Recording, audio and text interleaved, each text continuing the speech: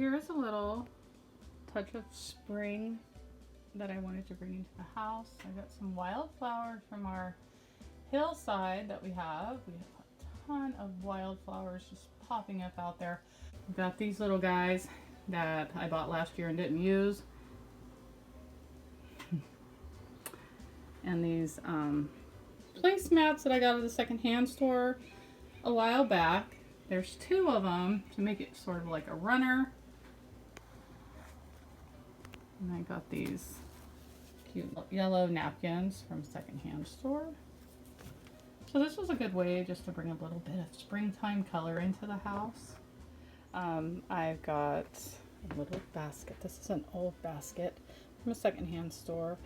These little fake flowers are from some friends that brought them and handed them out at church last year. And then I have these little foamy, sparkly egg picks is what they are. And I just stuck them in there.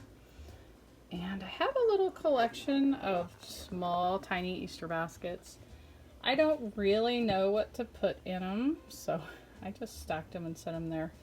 Well, this top one, it was like 30 cents, and it's pretty old and cute. The other two on the bottom, I think my daughter had them last year, my older daughter, and I ended up with them. But I just thought that was a cute little springy Easter touch for this little area right over here with my plants.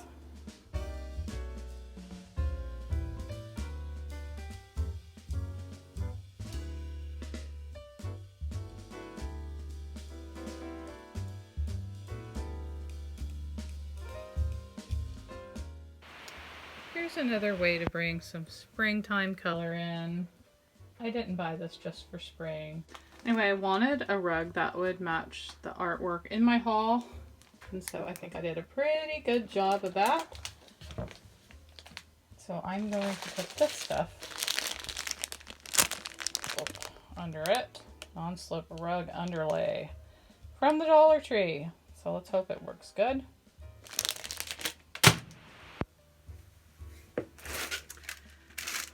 So I'm going to try this stuff out and we'll see how it works. Might need to cut it, I'm not sure.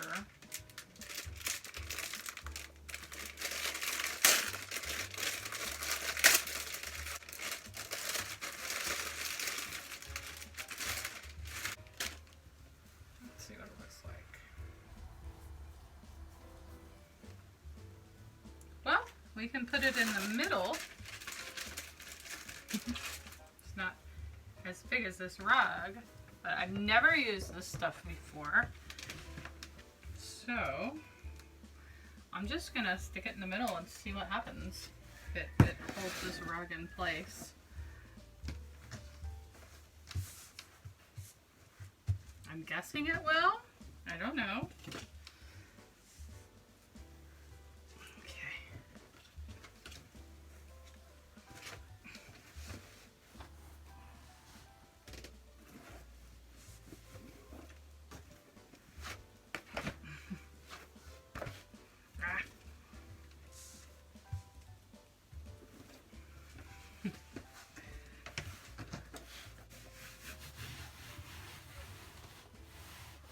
Makes it feel squishy. I guess if you wanted to, I mean, if you wanted the whole thing to have it, you could just buy another one. I could have bought another one and cut it, and then it would have fit almost the whole thing, but we'll see how this does. Well, you know, when I step on that part and push, it's not going anywhere. When I do it on the sides, it moves.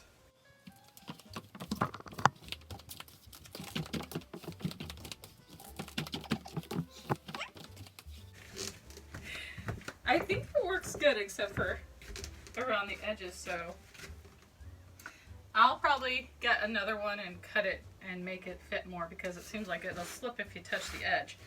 If you put your weight in the middle, it doesn't move. So it really does work. I just need a little more of it. Fun times. Another nice little thing for spring that I found were these pillowcases from Walmart.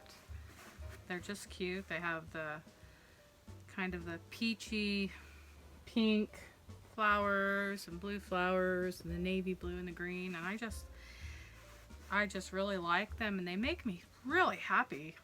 So maybe you could find some patterned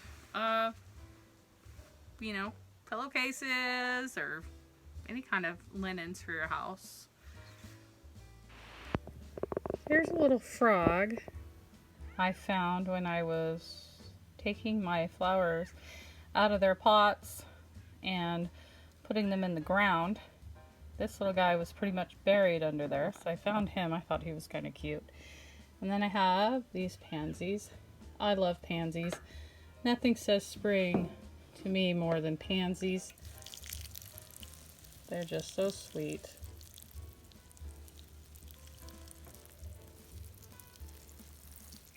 I had broke off one of my geranium, a stem off of there, so I just planted it in here and it's blooming. But I just love these little smiling faces of these pansies.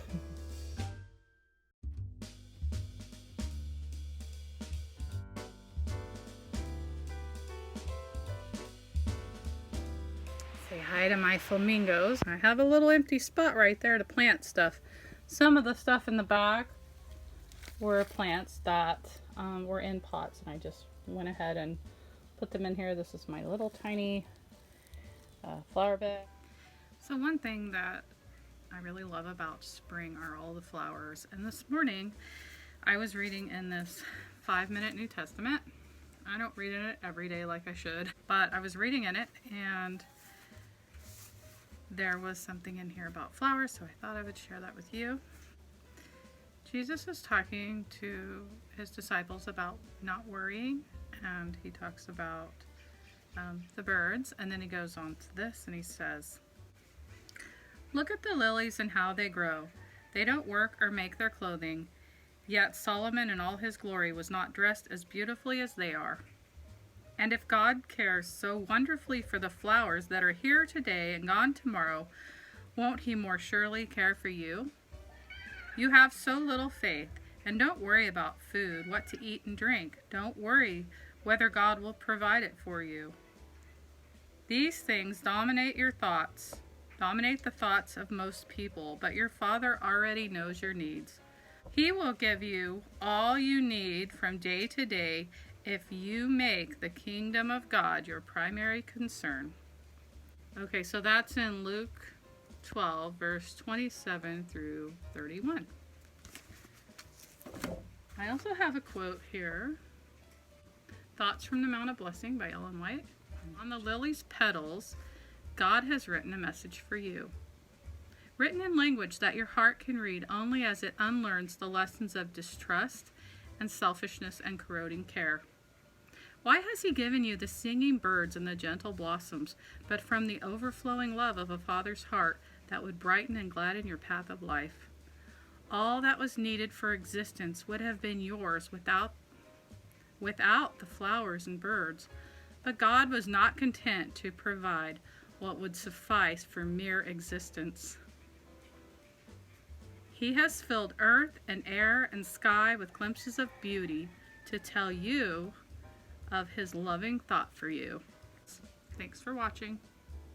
Happy spring. Add some spring color.